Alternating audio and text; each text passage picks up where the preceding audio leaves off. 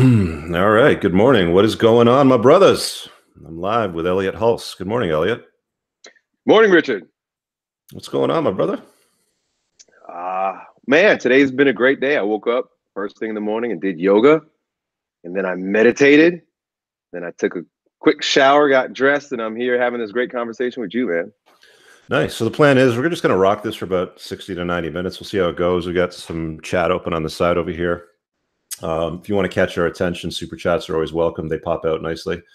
Got a few questions for Elliott and just catching up with what you've been up to and how things are going. So welcome to 2019, man. It's another new year. Do you do New Year's resolutions, by the way? I get asked that a lot. Yesterday, I sat down and I decided what I wanted to complete, what I wanted to get done this year. And so you see this big calendar right here? Mm-hmm. So what I do is I take my notebook and I put all the things that I want to do, and then I jot it up there so it actually gets done. If it's not on a calendar, I use that in Google Calendar. If it's not on a calendar, it doesn't get done because it'll slip my mind. So that's what I spend my New Year doing. And that looks like it works on a dry erase marker too, right? Mm-hmm. Yeah, so I got 12 months up there, and it's good. I'm a big picture person. Yeah, I have to see from the helicopter viewpoint, otherwise I get lost in the trees. Yeah, dude, I'm the same way. Like I try to focus on 20, 30,000 feet up and then kind of I don't micromanage what it is that I want to get done. It's like I'll kind of paint the picture of what I want the goal to look like. And then I just find the dots connect themselves when you just throw yourself at it. Yep. Is that what you do? Yep. Yeah. Same here. Because trying to have really narrow goals or focuses has always seemed to leave me hanging. I always get frustrated. So I have more of a spotlight view of things rather than or a floodlight view of things rather than a spotlight view. I try to just step back and see what seems to be coming, what seems to be unfolding. I use my intuition a little bit to sense what it's about, but rather than having right down to the number or the micrometer for everything that I want to accomplish, I take that approach. You tune in a lot more to your intuition lately. I noticed from your earlier videos, because I was a bit of a background fan around 2010, 11 or so when you first started putting them out. And it was kind of what inspired me to start adding talking head videos to my script, especially when I was doing it in the car. And you were just the big, strong dude that was just shouting at the camera with a lot of intention. You kind of molded into this wusa kind of spiritual man. And did that happen during the break from YouTube, or was that just an evolution based on content that you consumed and just updating your beliefs? There are layers and layers and layers to every single one of us. And what you just experienced are just different layers that I had just been shedding over the years, So when I was at my most layered, I guess you could say, I was 250 pounds, a little over 250 pounds. I was a professional strongman, beating the shit out of stones and tires and myself. I tore both biceps. Mm-hmm. I really went as hard as it can go. So injuries, it's interesting that it's injuries that sort of help my soul emerge a little bit more. In Robert Bly's book, Iron John, he says every wound is a womb. And he explains how that means every single time we, especially those of us who are physically oriented, have a physical wound, it causes a sort of a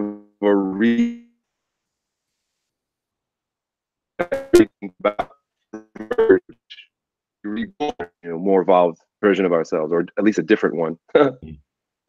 You kind of froze up there for a second. I'm not sure if you guys in the chat heard that. How's the audio? If you guys in the chat can just let us know that it's working and flowing nicely, it's just helpful just to know what this goes. It's a bit of a delay. There's probably about a 5-10 second delay. I'm just going to keep an eye on that for a sec. By the way, while you guys are in there, I know you've got access to that like button. Give it a smash like a fat feminist smashes cake for us, please. Gets the message out. It lets YouTube know that this stuff matters. It's working. Okay, we're good. Yeah, it froze up a bit on their end. Okay, well, hopefully it doesn't come back. Okay.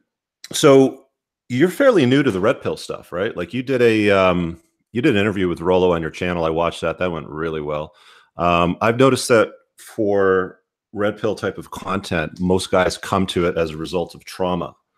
usually in a relationship. Girl broke their heart. They go through the divorce machine. Like everything seems cool in your world, as far as I can tell, right? So was there some trauma that brought you to the red pill, or was there something else that, you know, led you to it? I'm just curious about that part. Well, I'm a mentor. It turns out I'm a mentor to millions of men worldwide. So I like to think that there's a collective trauma, there's a collective pain. And if one of our brothers feels it, we're all aware. And so I started getting questions uh, from young men about MGTOW Mhm. and about NoFap. And, you know, both of those were kind of new acronyms to me. And I did a little research and looked into what they meant. And I realized that I had a lot of blind spots in my own development, in my own character, and my own masculinity, because everything has been perfect for me. You know, everything has been great. You know, I love my life. I love my wife. I married my wife when I was 23 years old. We started dating when I was 14 years old. We have 4 children. And so I never been out there. I never been out in the, you know, dealing with women in that way. My wife is a great woman. She's a very rational woman. She's a very supportive woman. She's a great woman. So I didn't realize what kind of issues a lot of the young men that were out there dating were dealing with until those questions started coming my way. And it really gave me a window into an entire realm I wasn't aware of.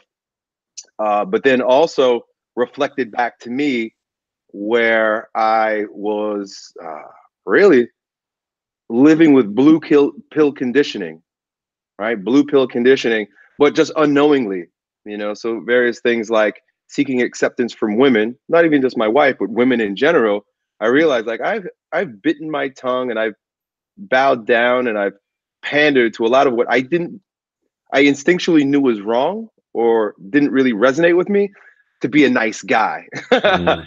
And so that was just one of the many things that MGTOW kind of showed me. And then with NoFap, that really exposed me in terms of how I've been living my life as a married man. I didn't realize, you know, what NoFap is that these young men are abstaining from, so MGTOW abstaining from women, but then NoFap goes deeper because they're abstaining from beating off. So it's like, all right, so you stay away from women, but you can always beat off, right? But this combination of moving away from women, men going their own way, and we're no longer going to be subject to the animal desire to ejaculate all the time. And you know, at first it sounded like, oh, well, these kids are addicted to porn and jerking off. But I had to check myself because then I said, well, what would happen if I stopped having sex? What if there's no sex in my marriage, my wife and I? And the minute I was able to look at myself and say, okay, if what else is available to me, and what else is really there in our relationship, and what else can grow if there's no sex? And so that just gave me an opportunity to look at very many other addictions that I didn't even realize, you know, that I knew I had, but sex for sure. And it's a big conversation that I had this weekend with a lot of guys that I was working with, is a huge addiction that slides under the radar and causes us to be slaves to those who give us the sex without us really knowing it, you know? Mm. Um, so Rollo says that sex is the glue that holds a relationship together. What are your thoughts on that? Well, that's a very good point, and I would agree with him. The thing is that when that glue, at least for me, you know, I was 14 years old when that glue bound.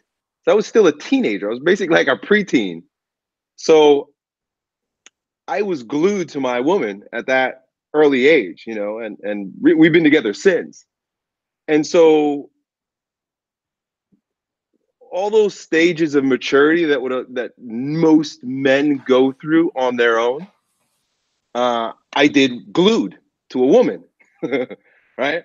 So for me, more than anything, the recent awakening that I'm addicted to sex uh, gave me just a little bit of room in that within, you know, that glue, loosened up that glue a little bit so that I could see myself in absence of who I've been glued to for 25 years. You know, so I like the glue. The glue's great. I love being glued, but I also want to know who's who. I want to know who I am without the addiction. So here's a deeper personal question: is she the only woman you've had sex with? No. You know, it's funny. I once heard that the '90s, the children of Generation X, were the most promiscuous generation having sex at the earliest recorded. And so I was 12 years old when I first had sex. Wow. Yeah, I was like 19, dude. I was just not out there until I was in my late teens. Yep. Interesting. Wow. So questions for you about your recent videos, because I was kind of watching them the last couple months, and you were doing these bodybuilding workouts, like just kind of switching gears. I'm very ADD, so you're going to notice there's not going to be some very good segues here for you and for those of you watching the chat. Good company. Yeah, yeah. You did the strongman stuff, and then you were talking about doing bodybuilding workouts, and it was interesting because you were doing them in your garage. And when you were talking about the bodybuilding workouts, you were also talking a lot about red pill and being like the red pill Morpheus and things like that. Are you still doing the bodybuilding workouts? Like, you still working on that, or where are you at in the self-care regime for yourself? Well, and I bounce from thing to thing sometimes, and because I'm so physically gifted, I can build muscle at the drop of a hat. And I also suffered from many injuries. So that my latest bout into building muscle with bodybuilding once again exposed me to my deeper wounds. I say the body is the mind, so it's all one thing. But I really had to come face to face with the fact that I've got lots of muscular imbalances that I'd be better served addressing rather than trying to put on mass again. In other words, I've already done that. I've already been 250 pounds massive. So I've taken a different approach since then. That was like over the summer. And since then, I've been doing for many years, but most recently, quite exclusively, just been doing yoga. And so I do yoga, and I've been fasting quite a lot. Like, I haven't eaten since Monday. So I've been fasting quite a lot. And it turns out that you can actually build muscle while fasting. I'm not interested in it. I'm actually interested in just shedding down, and actually, I'm not afraid to lose muscle either too. So, that's where the pendulum brings me at this point, yoga and fasting. How tall are you, by the way? 5'9". And what do you weigh? This morning, I was my lightest in many years. I was 193 pounds. Wow. But prior to this, I typically walk around, 205. Yeah, because like, you look like a thick dude, and the natural genetic gifting that you have is bonkers to me, because I can't get to where you're at. I mean, like, I just started TRT about 8-9 months ago, and it's been good. Like it got me to a place where I wasn't even at when I was 28, and it's nice. A fairly low dose. But you're able to build muscle like really easily. Like, even back in your early days in your strongman time, you're talking about doing a cycle on testosterone and, perhaps even stacking it. Like, what was your experience coming off exogenous testosterone introduction and then rebuilding, using the genetic gift? Because it's hard for a lot of dudes, right? Like, I'm just curious about that. A little bit, but could you restate the question? Well, I'm just curious what it was like for you to start building the strength and the muscle that you would normally lose, because when you introduce the exogenous testosterone in your body, it shuts down your body's own production, right? Like, you went to like you blow up, and then you come off it, and it's like, a lot of guys start having what is it that women usually have? It's anorexia, where they throw up, they always think that they're too fat, sort of thing. Like, I noticed a lot of guys in the bodybuilding community or the strength community tend to have this thing that I call bigorexia, where they never feel big enough. I'm just wondering, what that was like when you came off that and then went back to, building strength and muscle with your own, endocrine system, the one that you're gifted with. Well, yeah. And so I became a professional strongman naturally. So I had everything it took to build lots of muscle, lots of strength without taking steroids. It's just, genetics. I work hard, I know what I'm doing, but I'm genetically gifted in that way. When I did used from, I think it may have been from like September or October 2009, right until like April 1st, 2010. I was using it. So there was a couple months there that I was using. It was ridiculous because the biggest difference was that I didn't need to rest anymore. So I would get stronger, but it would take time. You know, I trained 3 days a week. Because of the intensity that I was training when I was natural, I needed lots of rest, which was okay. I took a full week off every month, and I kept growing. When I went into the cycles, I just didn't take any time off. Like, I wasn't tired, and my numbers kept going up. And so I just kept pushing it and pushing it and pushing it. I was like, I don't need to rest. I'm just growing stronger until I got to April, and it was right before my first pro show. So I won my pro card earlier the year before, my first pro show, and I popped my left bicep.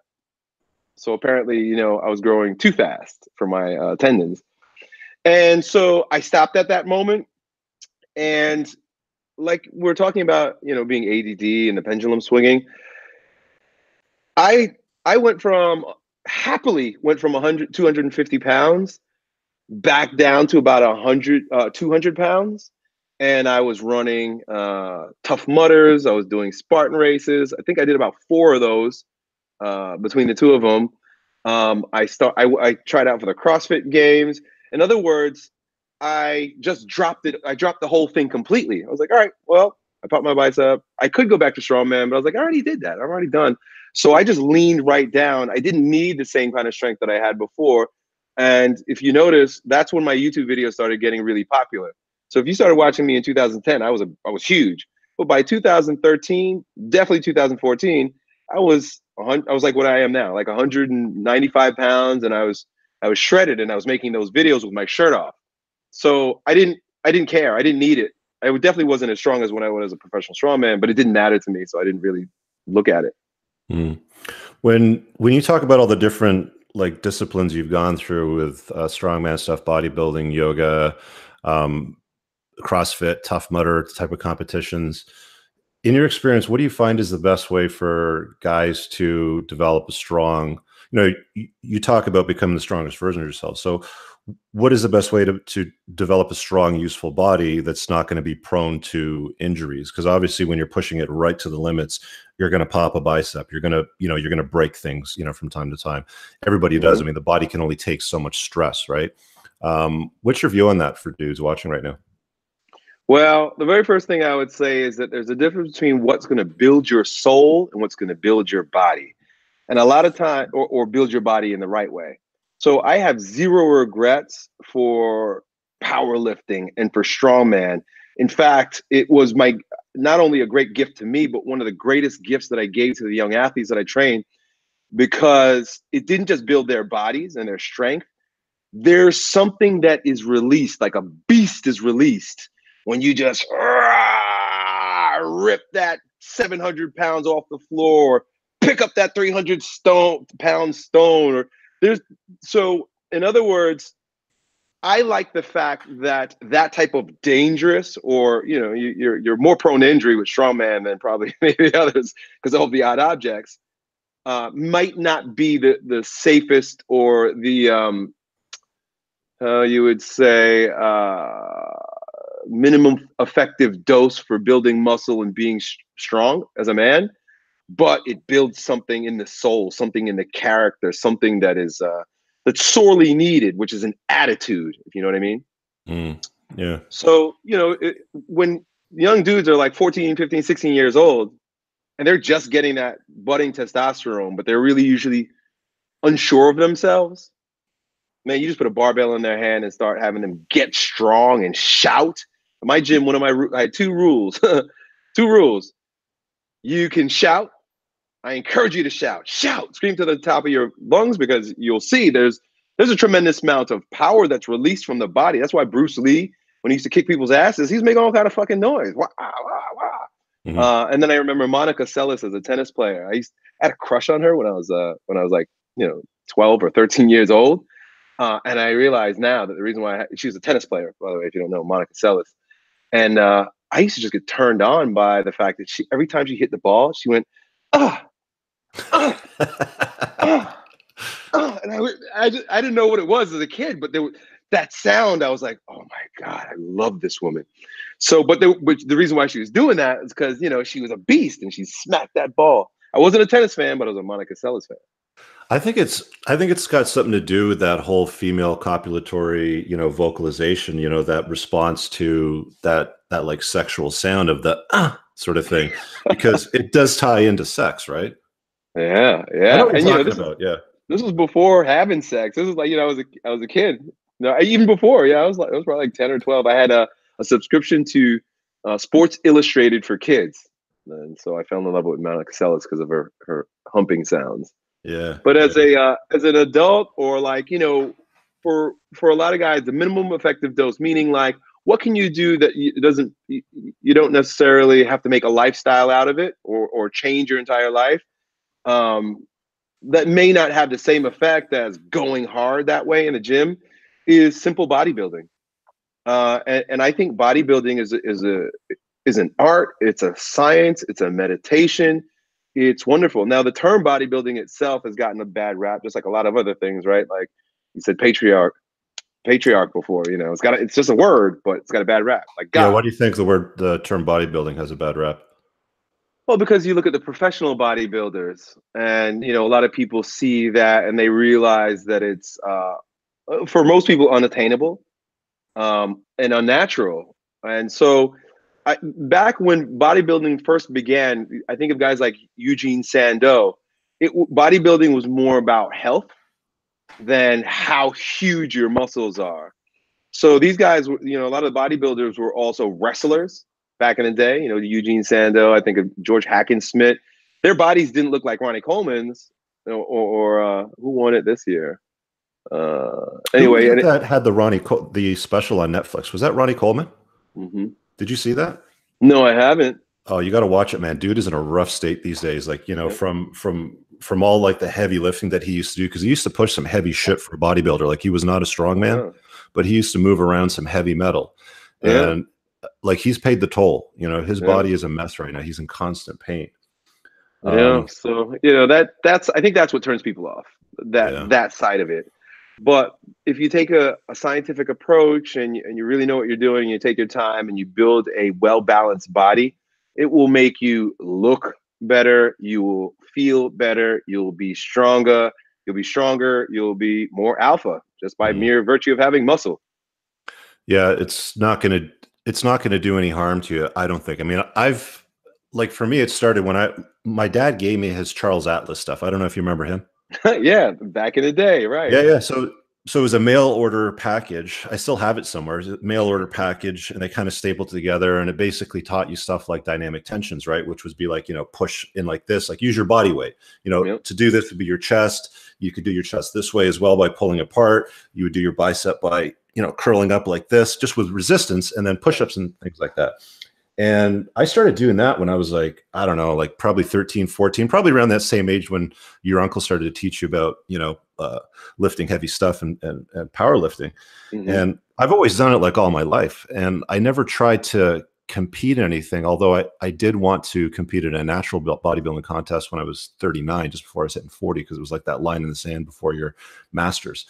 But it's a lot of work, like the diet, the lifting, and the social pressure of it as well is fairly strong, because people constantly ask, well, why are you doing all that work? Hmm. You know, why are you putting your body through all that? Like, what are you trying to accomplish? Like, why are you trying to be that version of yourself, sort of thing? It's interesting. You know, people like Hmm. to it's almost like a shaming tactic, where they'll Hmm. say, you know, settle down and be more average. Hmm. Hmm. Let's talk Just about be that for a little yourself. bit. Yeah, you know, just be yourself, you know, just be more average. You know, who the hell wants to be average in this world? What do you think Hmm. about that? I have some friends from Australia that they say that in Australia they call it the tall poppy syndrome. And apparently, like when the poppies grow, they like to have them even. You know, these plants, you know, poppies, they grow. They like to keep them plant. But if one shoots out too high, they go right in there and they got to slice them down just to keep everybody level and everybody the same. So I think it's sort of a means by which people keep themselves feeling okay about themselves because there's no sense of responsibility if nobody else is doing big things. Nobody else is breaking the mold. If nobody else is doing anything exciting, if nobody else in my environment is pushing the limits, well then why do I need to push the limits? Why do I need to get stronger? Why do I need to do anything? Everybody else is a lazy fat fuck. But the minute that other guy, the minute like your brother or your friend or your neighbor takes action, be it, lifting or business or whatever it is, that shines a light on me. And now I got to check myself and say, okay, wait a second. This guy is doing something. Number one, that puts a mirror on me, and maybe I don't want to do anything, or I got to confront my inherent psychological weaknesses in order to feel good about myself when this guy's around, because he's definitely being a stronger version of himself. That's number one. And then number two is people don't like change. And if, for example, you and your buddy go out and have beer every weekend and you decide, well, I'm going to cut out beer, he's not going to like that because you just changed his whole script. You changed his whole plan. He's looking forward to having beer with you this weekend, and you're punking out because you want to have a protein shake. Yeah. Let me ask you about that change, right? Because when you kind of flipping back to the red pill sort of stuff and, Rollo's work, because I know that you've read the books now. Do you find that people protested when you adopted these new beliefs that you learned from the red pill community? Yeah, of course. And I love it. I mean, it's the greatest thing ever. In fact, it feels like it's been there all the time. And if you've watched my videos, even before I become red pill aware, you can sense that this guy gets it. And so it's always been there, but I wasn't conscious of it. And when, so for example, yesterday I put up an Instagram post about feminism. I saw that. Yeah. You shared it from Anthony Johnson, right? Yeah. Yeah. I found him and then I saw that and I was like, this is awesome. So I had to share it. And here's the thing. The sentiment of that post, which, basically says something to the effect that for a woman to go work for an employer, she's liberated, she's free, but to serve her husband and her family and her children, she's a slave. Yeah. And for me, from the deepest core of my truth, I really believe that that's a problem. I mean, in a myriad of different ways. I know it's a problem, and it's a problem that most people don't even consider, because we're all tax slaves, and the media and the world loves to, push us in a particular direction. But anyway, my point is that I feel so good with all of the backlash. I feel like I'm cleaning house. I'm like, wow, it's been way too long that I've had all these betas on my list that aren't willing to open their eyes. It's way too long that I've had all these feminists on my list or following me, even if they're unconsciously feminist or blue pill conditioned people. So I'm like a spark. So I'm willing to die in order to create the fire. So when I drop something like that and it turns into, like, on Facebook, it's horrendous. I think there are like almost 2,000 comments right now, most of which are like, Elliott's lost his mind, and they want to attack me or unsubscribing. I'm like sitting there like, yes. Yeah. I get it. I mean, I don't have nearly as big an audience as you, so I can imagine the backlash when you introduce red pill theory to an audience that's subscribed to you for notions of strength, masculinity. Because when I look at you, like prior to you talking about the rational male and stuff, and, we had you on one of the early Red Man groups as well as a guest talking about masculinity, because you were kind of new to this sort of stuff, and, we were getting it off the ground. And I guess I would probably, if I had to categorize you, I'd probably put you somewhere like a blue-pilled alpha, where it's like you're naturally the alpha, but you still subscribe to some blue pill conditioning that you didn't totally understand why you did too. I know that when I read the book for the first time, it was like, some people go through like this red pill rage, scenario where they just get pissed off and they hate the world and they hate women, or they go like full on MGTOW and they just disconnect. And for me, it was like soothing. It was like, oh, I get it now. It all makes sense, right? Yep. All this BS that I've gone through and all the results that I got that didn't add up. Like, you're told to do certain things in life as a man, Right. And they tell men and women very different things. Like they'll tell guys, do the right thing, as Mm-hmm. in man up, do the right thing as a man. But Mm-hmm. they'll tell women, do the right thing for you, girl. Yeah. Right. So, I mean, like the messaging you get is very different. And at some point you wake up to and you're like, oh, that makes sense now. I get it. Mm-hmm. Right. Mm-hmm. So if people like disconnected from you, like have you been called things like a misogynist? Have you been said, you hate women or anything like that? Like, I'm just curious. Yeah, which is funny because I have three daughters. You're married and you have $3. Yeah. Three daughters. I love women. Um, yeah, so I hold grounding camps, and these events. It's funny because in retrospect, I realized I was going against my nature when I did this. But I started doing the events where we do active meditation and bioenergetics. So it's a lot of embodying and quite frankly, a lot of shouting, a lot of chest pounding, a lot Mm. of tribal dance, a lot of really deeply masculine things. But before I did my first one, I went to a retreat in California. I was just invited as a guest to, participate and to talk at this retreat. And they had lots of men and women. And I think this is when I lost my way. I realized, wow, the women bring men, and it's not so bad to have pretty girls around. So, so I decided that strength grounding camp was going to be for everyone. And of course, because I speak mostly to men, it was mostly men, but we get quite a bit of women. And when I decided to, which was earlier this year, it was in June this year or last year, 2018, I decided to cut women out. I said something awoke in me, and I was like, they need to get out of here. I was seeing things. It was the one in January that I had. I was seeing things that I know I didn't want to see from my men, and they were totally distracted by the women. They were all like, what's the term they use, like virtue signaling, Yeah, the virtue signaling, trying the to like, peacocking. Yeah, yeah, peacocking, virtue signaling.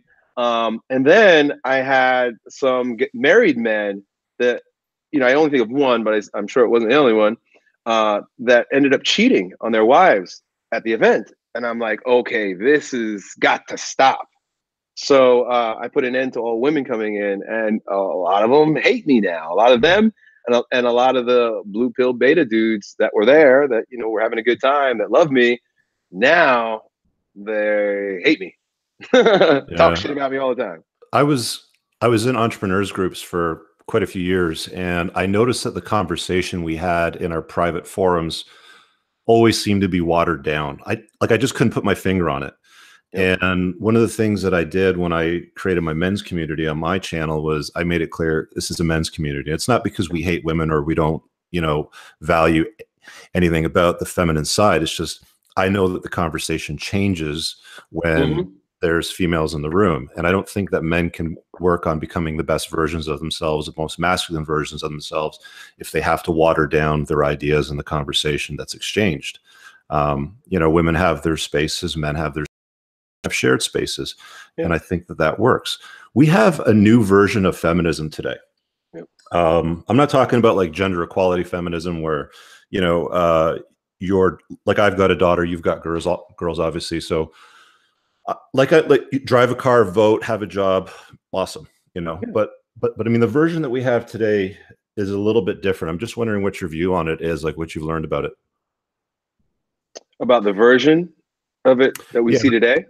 Yeah, this new wave of feminism that we live with today. Like, I'm just curious about what your observations have been.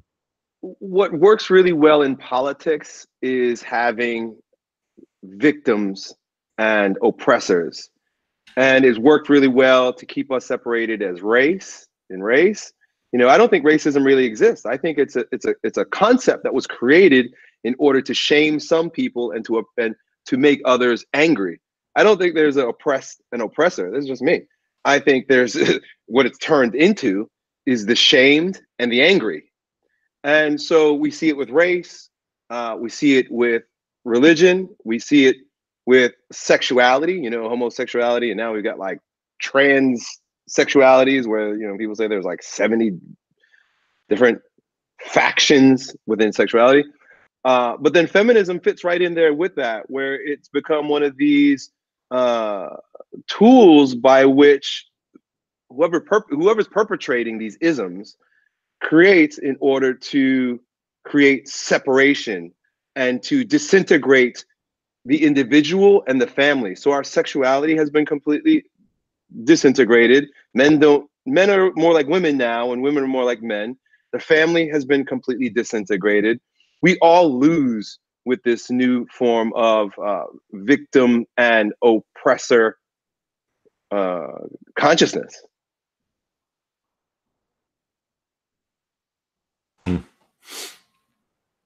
I've gone down this rabbit hole a couple of years ago, right? And I've been starting to think a lot lately about the environment that we live in. We've seen Roman empires come and go. We've seen the Greek Empire come and go. We've seen the Ottoman Empire come and go.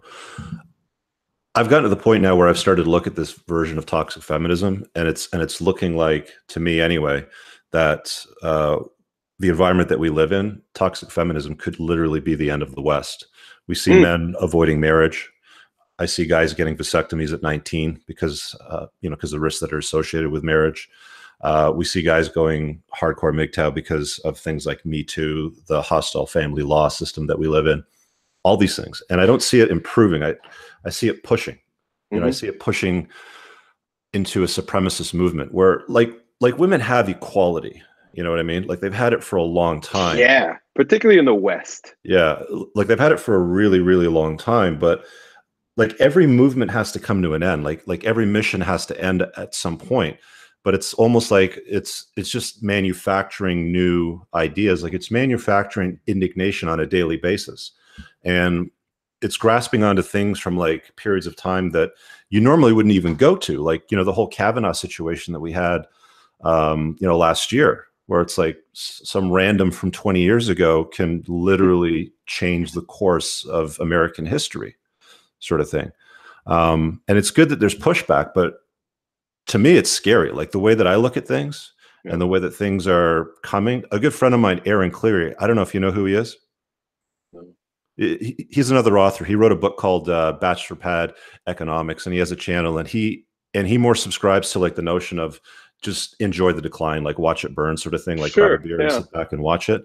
I'm kind of on the fence here, but it's so bizarre the way that I pay attention to the landscape today, especially with politics and feminism and the way the red pill kind of wakes you up to the reality of these isms and stuff.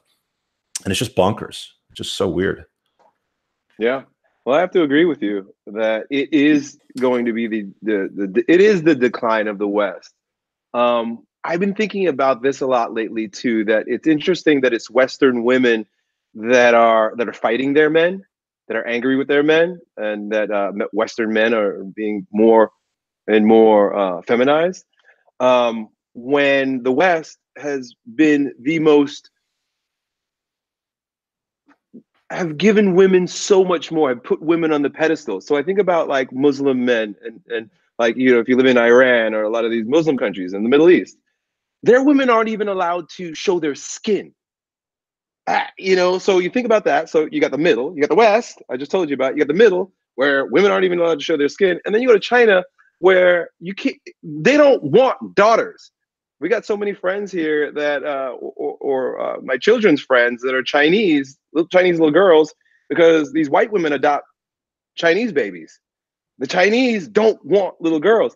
So when you really look at the world, and if you really want to explore the anger, you use the word indignation, and how illogical it is, irrational it is, how much it doesn't make sense, you realize that Western women have it so good to a pathological degree, and that's really what we're dealing with.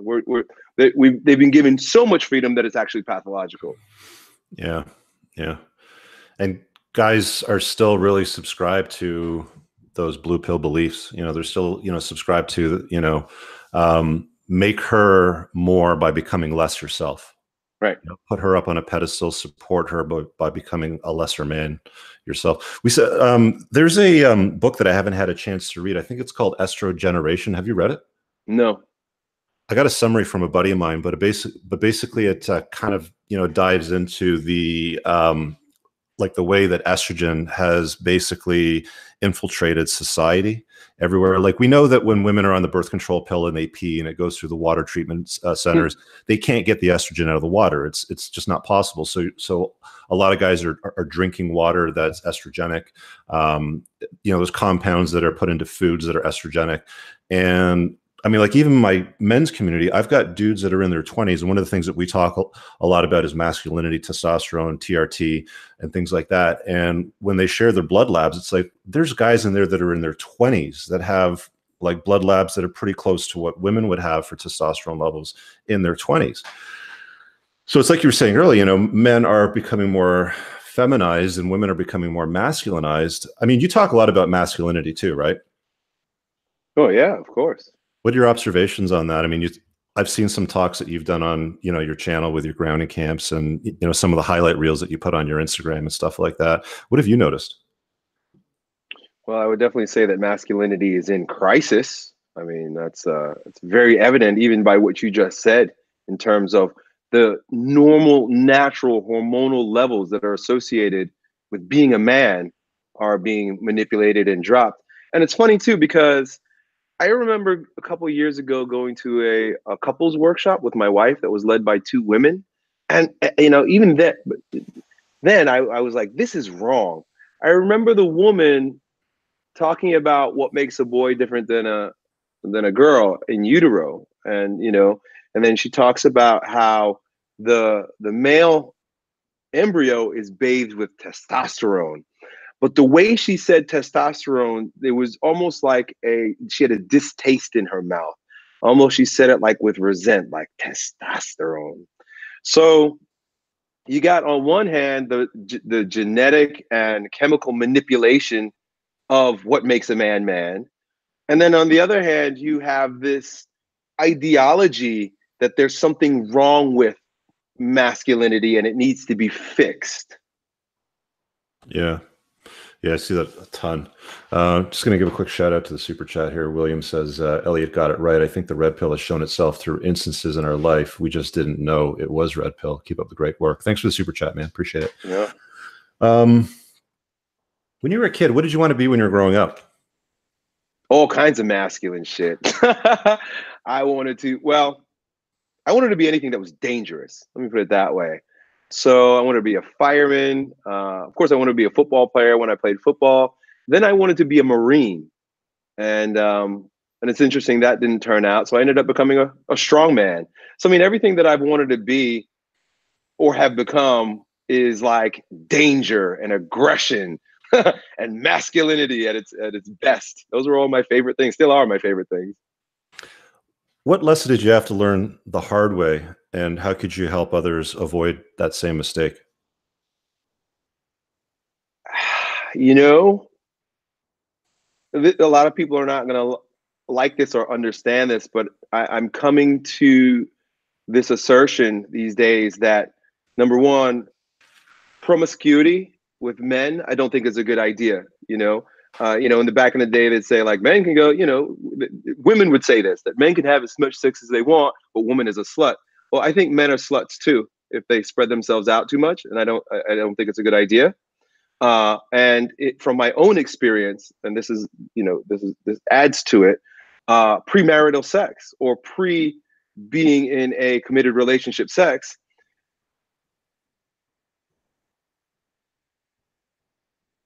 and blinded I became by having sex at such a young age. So I've never been promiscuous, never, been with lots of women, but by mere virtue of having premarital sex and having sex at a young age, I know that I lost a part of myself out of this, Rollo called it the glue. And we had the conversation about glue before.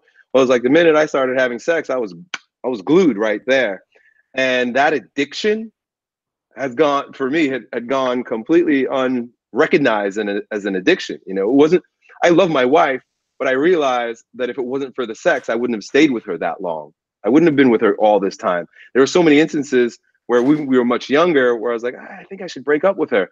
But then she would come and I would come. She'd come over and, I'm going to break up with her. And next thing you know, we're having sex.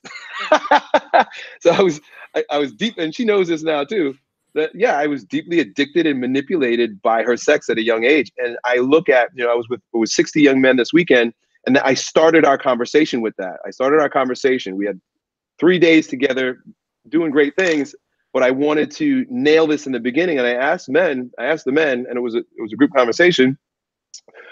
If there was no sex, what would you have to do with women? And it was a tough conversation for a lot of us because nobody's really looked at it that way. I tried to illustrate it this way. I said, okay, all right, because a lot of guys weren't getting it. If there's no sex, why would you bother with women? Why would men bother with women if there were no sex? And there were all kinds of responses and stuff like that. And it wasn't until I gave this illustration that they were like, oh. And these are all mostly heterosexual men. We had one homosexual and one bisexual guy.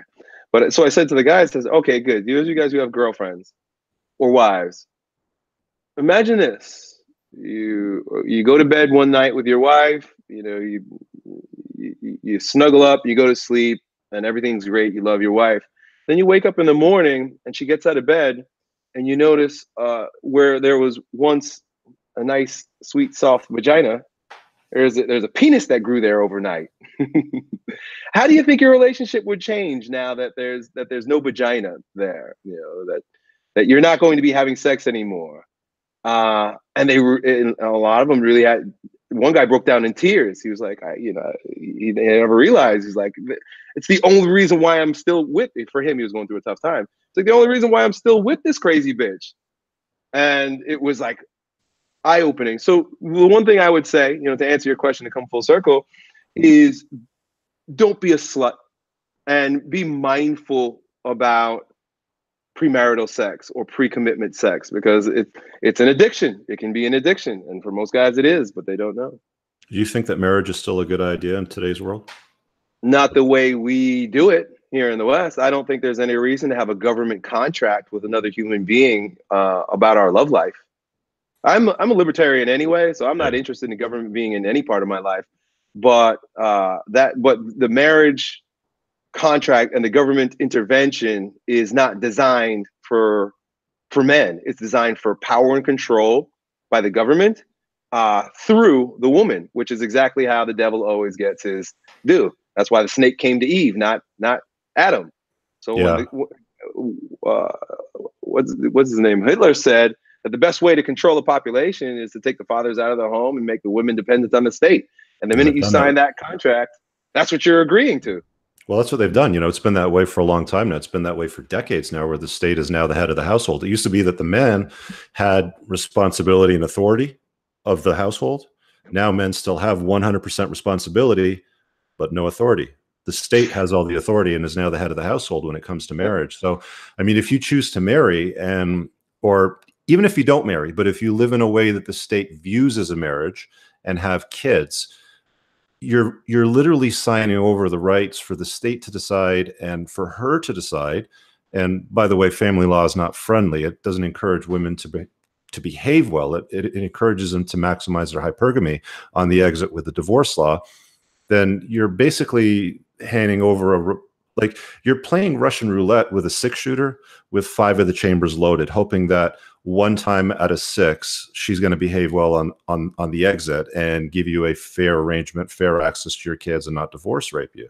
And that's the reality of the world that we live in today. And it's sad because, like you've observed, men like to pair bond, right? Yeah.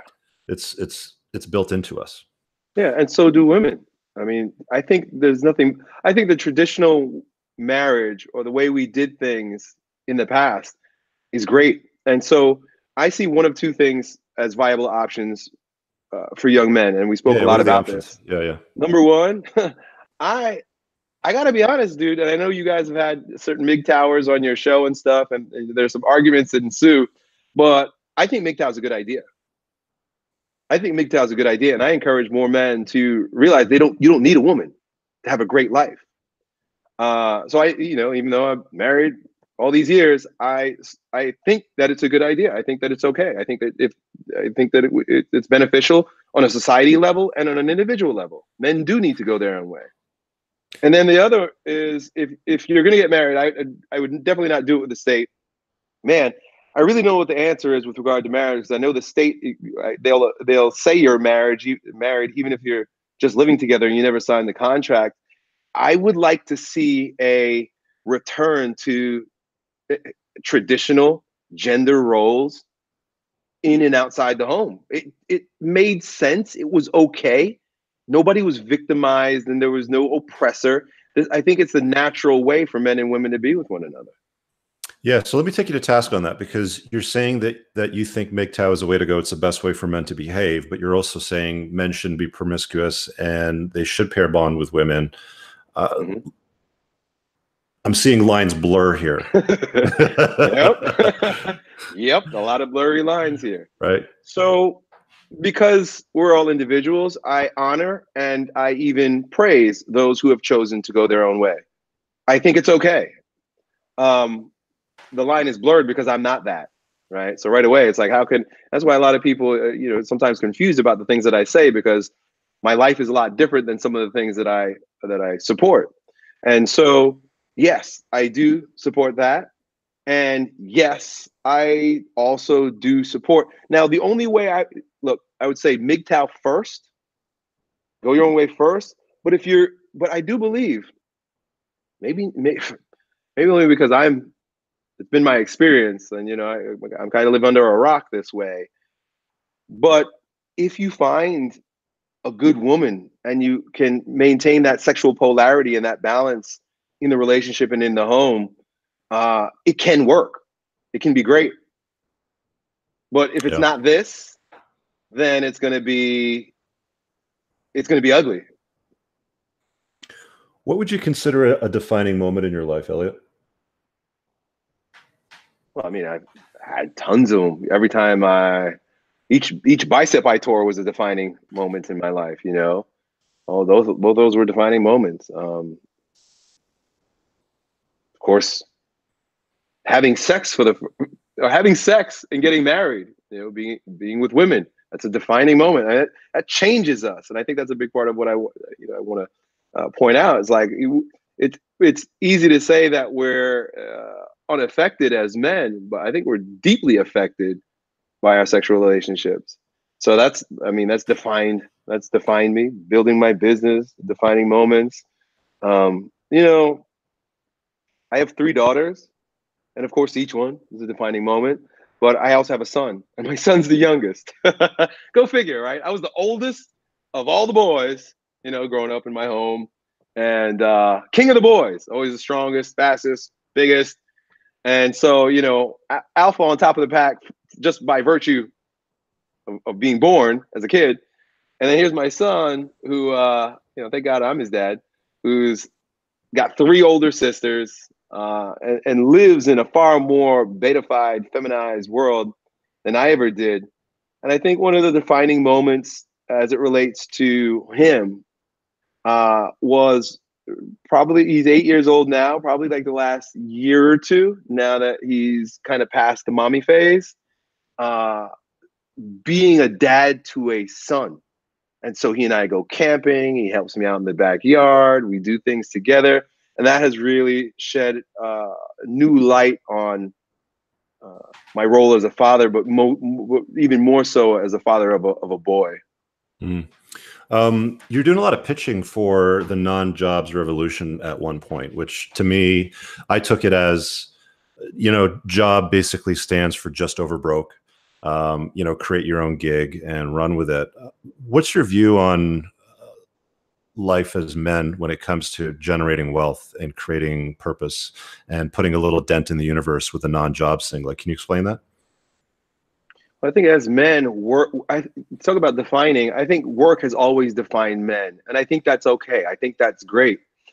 The difference between the Industrial Revolution, when the work that defined men were them being cogs in a system, and what's available to us today is that we could literally use our own blueprint, our own fingerprint, to go into the marketplace and create something wonderful from the world that is a true expression of who we are.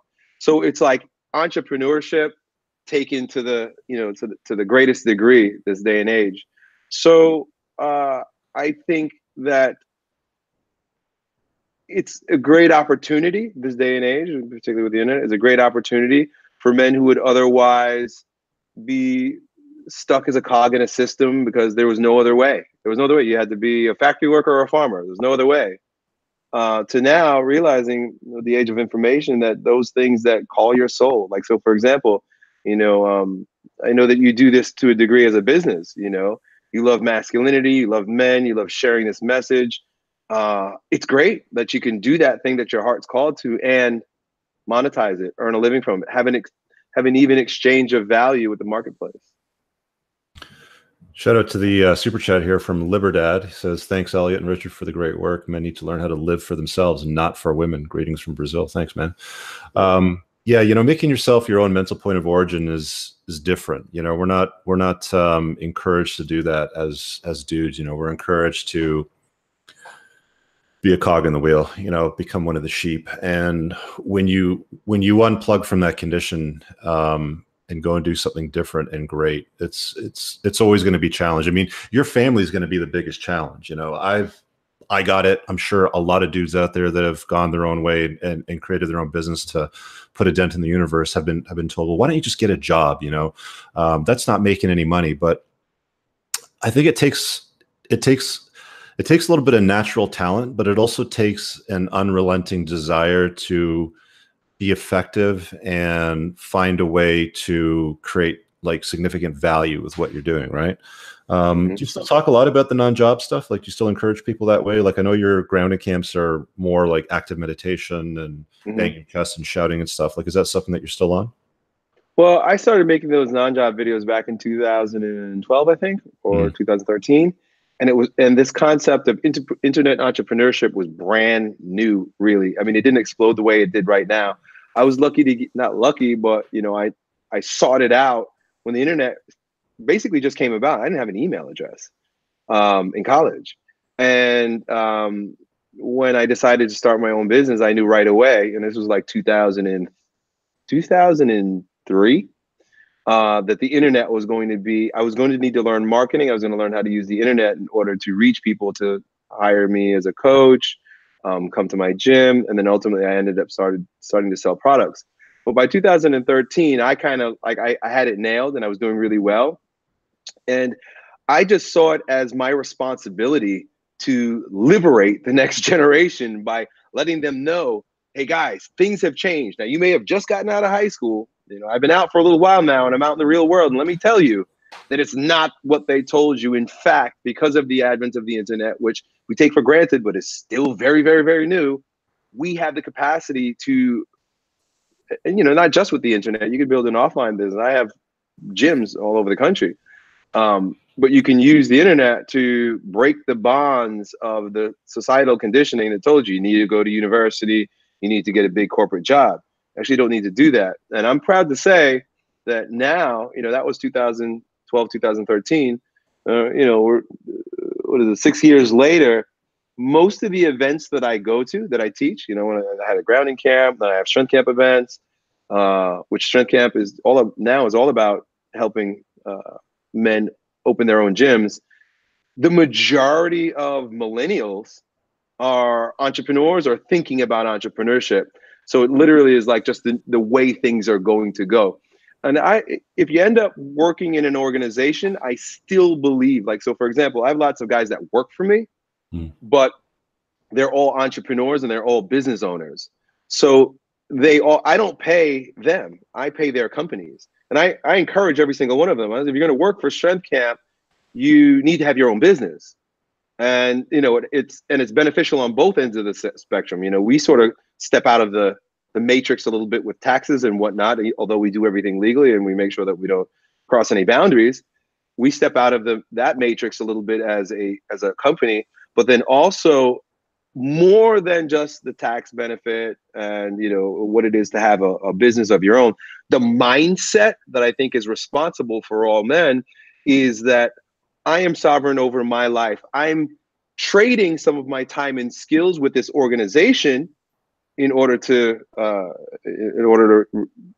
have an exchange of value, but I am not subject to. I am not. I don't even use the word employed by. I'm not owned by the company I work for. I own myself, and we have an exchange. And so I think entrepreneurship is just a good idea. You built a big audience on YouTube. Do you think it's still a good platform for guys to broadcast themselves, to share messages and ideas, and to build a business off of? Yeah, it depends on your predisposition. You know, some guys are better at writing, you know, and I encourage those guys to write, or guys are, you know, they got a face made for radio. So make a podcast, you know what I'm saying? And then some people are good looking and charismatic and have really good information. And so YouTube, Instagram. So I really think it depends, you know, on what your leaning is. What advice would you guys give to guys that want to broadcast a message on YouTube? I mean, since you were so successful at it. Well, you got to look at it. You got to look at it two ways. and you know, I've gotten the two mixed up lots of times. Sometimes I'm more on one than the other, but they support one another. But I encourage you to think of yourself as a business person first, not as a social media star or a celebrity or somebody who has a big following. The following doesn't mean shit if you don't have a business. And so I encourage them to work on their education and their business and their marketing skills and their skills with whatever product or service that they're developing. That's first. And when that's first, you have something to stand on to then allow social media to fuel. It just supports you. And that was the way it was for me. I was a gym owner, and then I started publishing ebooks. That was first. I didn't have YouTube. I didn't know YouTube was going to be what YouTube was, but I still was a gym owner and I still published books.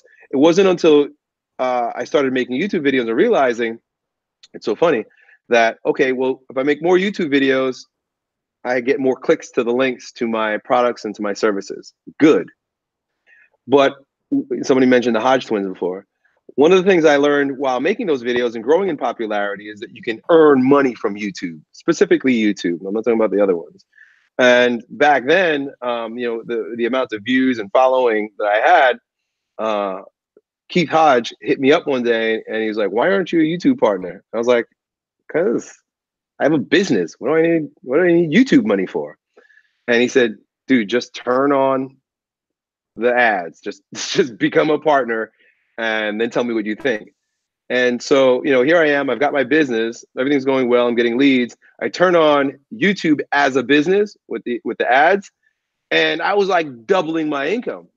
At one point, I think the highest I ever earned in a month from YouTube revenue, just for making YouTube videos, was like $34,000. And I had a sense that like it wasn't gonna last forever. So I put all my eggs in that basket and just went hard creating those YouTube videos. But right about the time that I had a sense that I needed to back off making the YouTube videos, I needed to go in a little bit more. I needed to build my business a little bit more stable, and my family was growing. Right about that time, they called it, I don't know what they called it, but there was adpocalypse, but there were a whole bunch of different, like, YouTube started changing.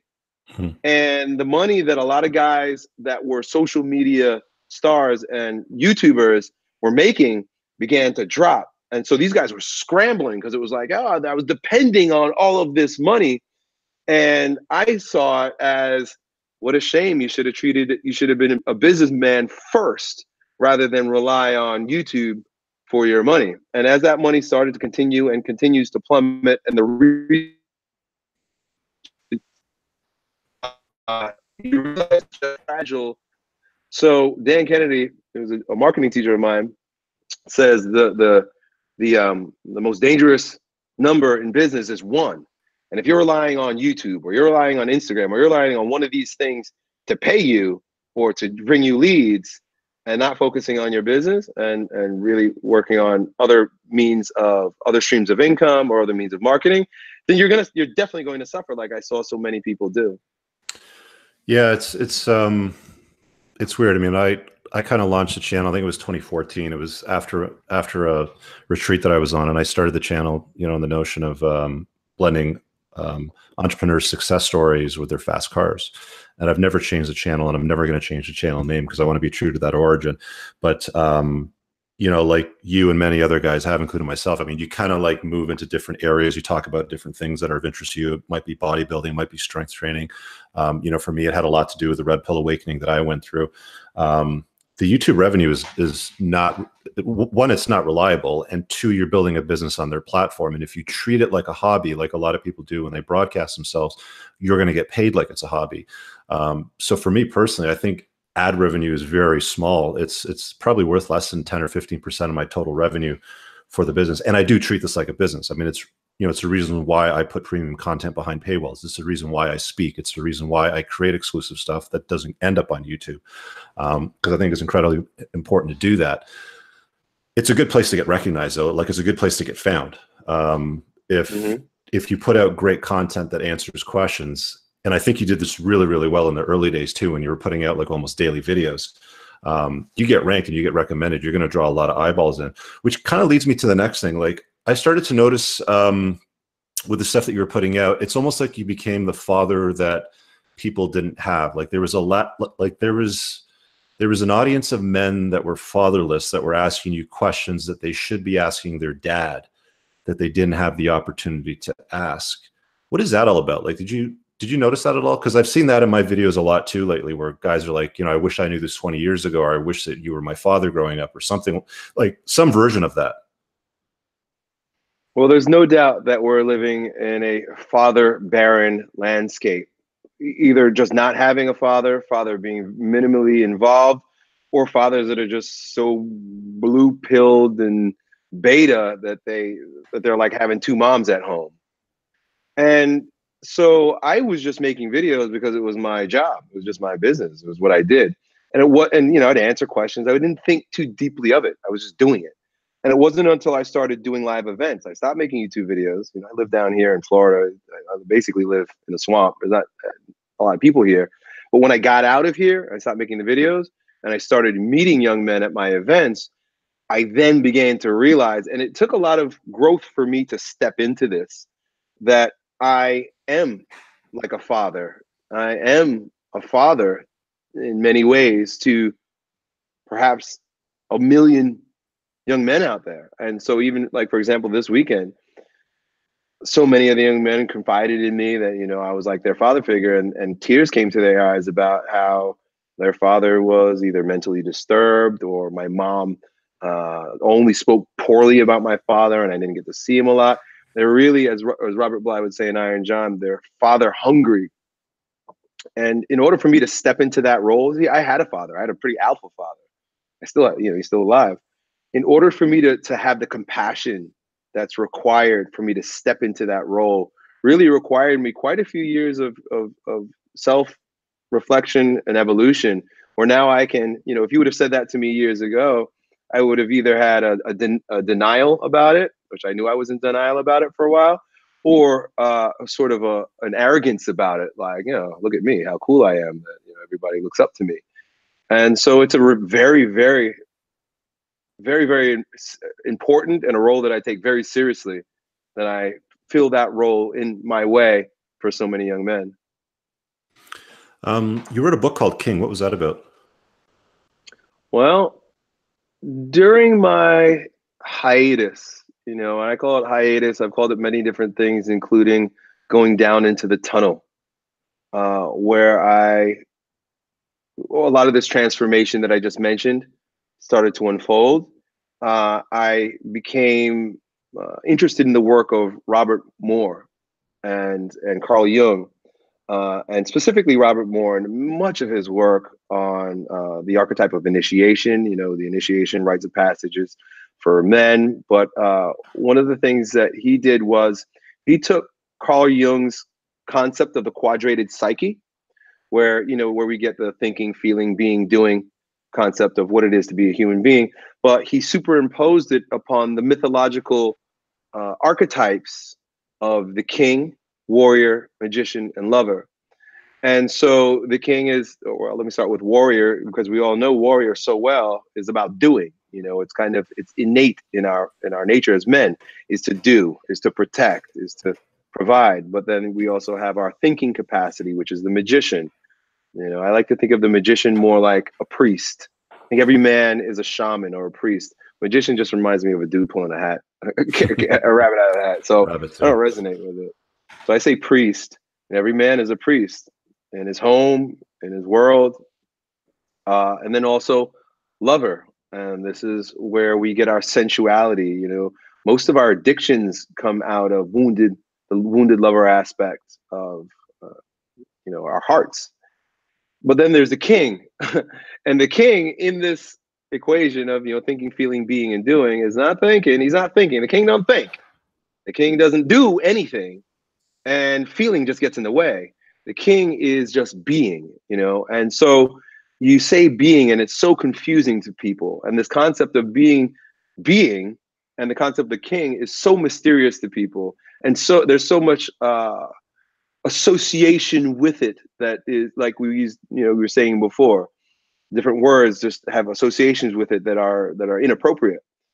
And so when I began that exploration, knowing that I was delving deep into my own evolution and wanting to bring my concept of the 4 layers of strength, which interestingly enough, before knowing anything about this, match perfectly with each one of those four archetypes. Well, I wasn't going to call it lover. I wasn't going to call it magician.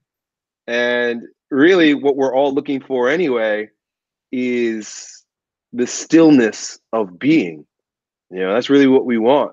Everything that we're reaching after, everything that we're, you know, David Dita, are you familiar with David Dita and the way of the Yeah. superior man? You know, Yeah. he alludes to the fact that men are always looking to come to a climax. We're always looking to come to an end. Everything that we're doing is because we want to solve that problem. We want to reach that goal. We want to have that ejaculation.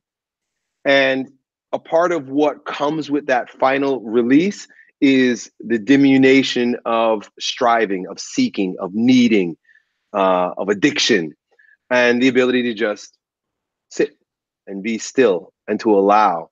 And that's really where the king gets its power in our consciousness, an ability to be still and know and allow our lives to unfold. What does Colleen and the kids think of the new version of Elliott Hulse? You know, the more red pill sort of version, the one that focuses more on the masculine. Well, interestingly, it's not new. Like I said before, like I've always been this way, and so I'm not very different at all. The difference is that just, you know, just these past few years, or maybe just the past year, I've been more vocal to my audience about it. They're the ones getting the wake up. My family know me. They know the way I am. They know that this is not anything strange or different. Mm. I did have to confront some things about myself earlier this year with my wife, and it was a little bit. It wasn't a little bit of a challenge with us because I needed to explore my unconsciousness with regard to my relationship to her. And so, you know, I discovered things like being addicted to sex and, you know, and then when in that way, as most men do, pandering and kowtowing because we know that that's the source of sex, of my addiction. So beyond that, which was a huge awakening for me, and I feel so much more aware and liberated, and I think that was a missing piece in my message to young men. I'm basically the same. We always get misquoted somewhere, you know, or misunderstood somewhere with what we do and how we broadcast and, you know, on social media channels, especially on YouTube. What do you think that you're misunderstood about the most, that you're misquoted on the most? Well, I'll tell you what I'm most misquoted about. Can't seem to get right is that when Elliott Hulse said, hold on a sec. I got to back you up about 5 seconds because your Wi-Fi cut out or something. You just kind of froze up. This is a good one. So go ahead. Start again. So the one I misunderstood about a lot of things. And I even misunderstand myself about a lot of things. And I'm okay with that. And that's great. Well, being misquoted, and it's probably my most famous quote, besides become the strongest version of yourself, is breathe into your balls.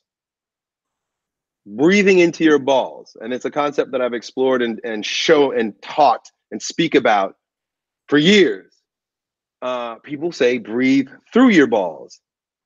And I can't figure out why they can't get that right. And I think it has something to do with not just the phrase, but the consciousness associated with owning our manhood in that embodied, grounded way. And so I hear men and women saying, breathe through your balls. It's not about going through the balls, guys. We're not going through the balls. We're not dropping through the floor. The balls are there for a reason. That seat of our sexuality is what we want to tap into. Got to breathe into the balls, people. And how does one breathe into balls? Well, so I've always been a physical guy. You know, exercise has been my thing, but I've always been into self-exploration, into spirituality, into religion, into being the strongest version of myself in the soul. So being into psychology and philosophy, I spent a lot of time studying a lot of the great masters. And one master that I came across who revolutionized my perspective on so many different things was Wilhelm Reich. Are you familiar with Wilhelm Reich? No. Well, Wilhelm Reich was a student of Sigmund Freud. And I love the fact that Sigmund Freud has two of the most radical but most diametrically opposed students that I love. That's why a lot of people misunderstand me, because I'm on both ends of the spectrum. Carl Jung, who spoke in terms of the spiritual world. And so he was radical in that they called him a mystic. This guy's not grounded down to earth. He's making up all this religious stuff. And so he's on the far left end of the spectrum. What a lot of people don't know is that he had another student that was just as maybe more so much so that the American government had him banned, killed, and burned all his books.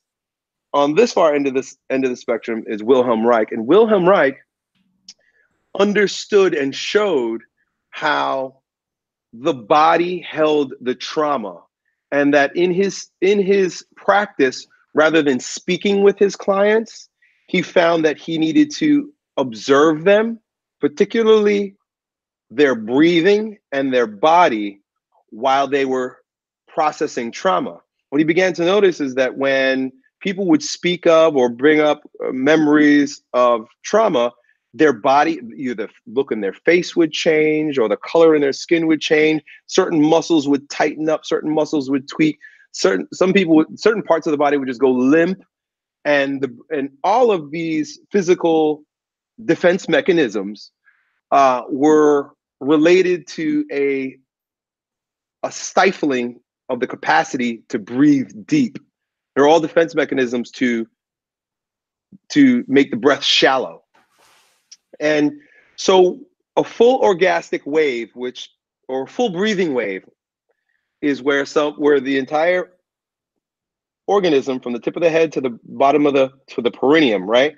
You know, right between the taint, they call it, because the taint your balls, the taint your butthole, right in between there, where the pelvic floor is. From the tip of your head to your pelvic floor, there should be a natural wave that accompanies every single breath that we take. And if you look at a baby sleeping, you'll notice this wave in the baby. There's an extension and there's a flexion. Well, that same extension and flexion is associated with proper, which is, you know, we can go really deep here, the proper expression of the body during the sexual act. There's a particular wave. There's a righteous wave. There's an optimal wave for our bodies as we're stroking, as we're having sex. And so he recognized this, and he called this capacity to breathe with that wave, and that capacity to have full orgastic release, which is the ultimate in sex and sexual control. He called it the orgastic wave. So in order to be the strongest version of yourself, have that full orgastic wave in your ability to breathe, in your ability to have sex, but everything in between there is all about being able to express yourself, self-expression. Everything there that's associated with that can be, or oftentimes is stifled, is blocked. We have an inhibition due to muscular neurotic holding patterns, all designed to block that wave. So he recognized that there's a tremendous amount of neuromuscular, and I use the term neurotic holding pattern associated with the eyes, the jaw, across the neck and heart, solar plexus, belly, and pelvic floor. They're very similar to the chakras that you notice in the East, although he knew nothing of it. And when I say, to come full circle, when I say breathe into your balls, what I'm doing, number one, is pointing out the fact that we're all so tense and tight and stuck that we don't realize that we're breathing shallow, and that we're not breathing down into the pelvic floor, down into the perineum, and we're not getting that full orgastic wave that's associated with full self-expression and sexuality. So number one, I'm pointing it out that most of us are cut off. Mostly we're cut off. Well, we're cut off at a lot of different places, but our sexuality is cut off right at the belly, right at the pelvic floor, right at where we have our elastic band for our belts. And for, it's interesting, I don't know if I don't know how, I don't want to say it's a conspiracy against us sexually, but a lot of the tension that we have that cuts us off from our balls come from the type of clothing that we wear, and sitting all day long. In the East, a lot of men would wear like gowns. They didn't have their balls tied up like a bull. We do right now. I'm even sitting here with a pair of underwear and some elastic. I'm like, yeah, I'm not as free as I could be here. And so breathing into the balls, full circle, breathing into your balls means resolving those blocks throughout the body and relaxing, being. The only way you can breathe into the balls is if you're a king. Being in such a still state that we can tap into and access our sexual power that is physical. That's where our gonads are, down below into our balls. Nice. Well, we're gonna wrap it up on that note very shortly. I want to come back to you in just 1 second. I'm just going to shout out to my channel sponsor, because this stuff matters. The Tactical Soap Company, Grondike Soap Company. By the way, there's always a link pinned in my description and the top comment if you guys want to grab some of that stuff. It helps support the creation of the content. You're showering anyway. It's pheromone infused soap, and it's all natural. It doesn't have any nasty estrogenic crap in it, which is going to lower your testosterone. So check that out.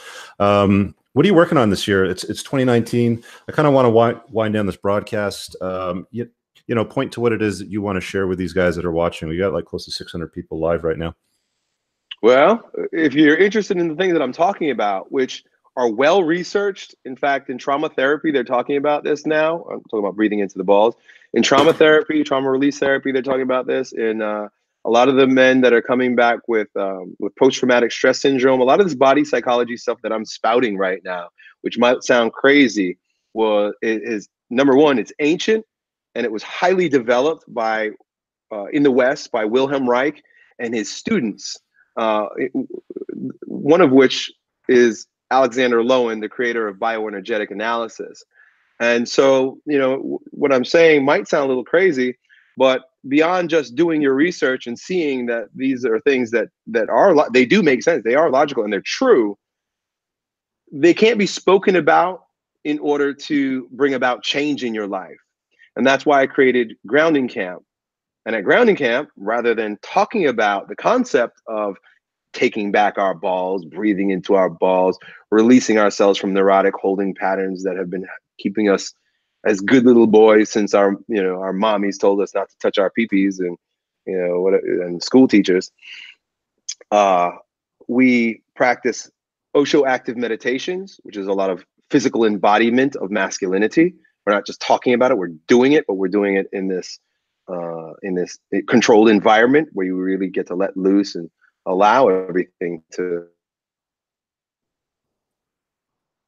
breathing, where we use it for take home, so that you can have the experience. Stop you for a sec, Elliot. Let me just stop for you for a sec. Just go back about 10 seconds because you froze up again. Well, I was just saying that at Grounding Camp, we do active meditations, which is a controlled environment for us to tap into, embody, and express our masculinity physically, and then also bioenergetic breathing. And it has a lot to do with what I was talking about just now, breathing into your balls and really tapping back into your natural state of being and all of your capacity to self-express in a courageous, confident, masculine way. So yeah, if you're interested in those kinds of things, go to groundingcamp.com. The website is a little, I'm updating it right now, like as we speak, but stay tuned. I have another one coming up in June in New York if you're interested in something like that. Awesome. All right. Well, thanks for joining me for today's broadcast. Stay on after I end the show. I just want to chat for a couple more minutes, but thanks everybody who did the super chats and who tuned in to watch today. We'll catch you guys in the next one. Oh, by the way, announcement. We have a special announcement tonight on my channel. I've got to create the event and share it, but at 9:30, I'm going live with Anthony, Rollo, Hunter, and George Bruno for a very, very so make sure you subscribe to the channel. You hit the notification bell so you don't miss that. I'll be on tonight at 9:30, probably for about 15 or 20 minutes. Just a quick one. Thanks for watching, guys. Peace out.